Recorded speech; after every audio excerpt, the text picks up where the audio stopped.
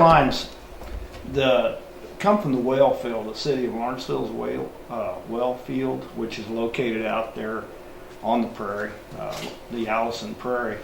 And there was a location where they went under the US 50, the highway.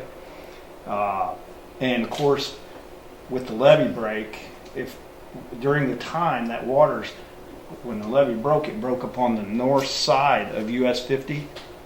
So the water flowed from north to south. And when you got to US 50, you just got where the overpasses are for the ditches. Well, this one water line laid along the side of the ditch and buried under there. And with that current flowing through there, it washed that water line out. And once it did, it separated it. Well, at the time that it occurred, it was unaware of where the break actually was. We just noticed, I got a call about 6 o'clock in the morning that there was no water pressure out at our station where our instant command was. So I got a hold of Bruce Lashley at the time, was the water superintendent, and made him aware of it. And then we knew we had a water issue, so we had to go into that water conservative point citywide and notify the other cities, because Bridgeport and Sumner also relied on the water coming from the water field out there. So what had occurred as that water line had separated under there, and of course the water pumping from the field was actually going out into the floodwaters.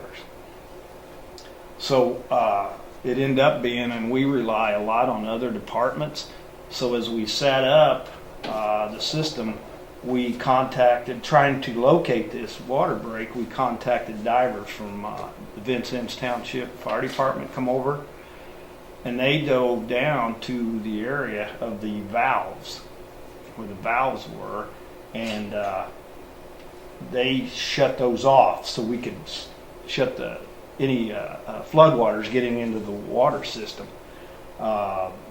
Then eventually they had to go out in the area and pump air into it, and the lines actually come to the top where you could tell where the break was. Well, then we knew where the issue was.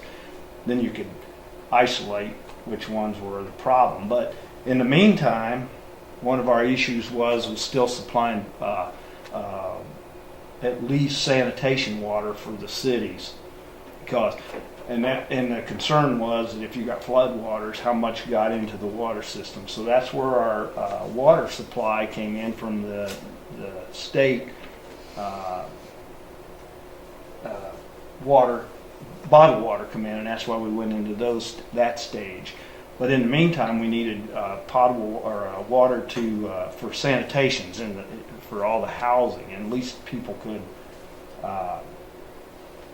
take showers or something like that. So we set up at the 13th Street water plant, we set up a tanker shuttle with fire departments for all. We had like 11 or 12 fire departments started delivering water, and we were transporting water, and we'd go to Vincennes or other out of our area and transported water there. So that's how that, and we continued to supply at least sanitation water, that people could flush toilets and things of that nature.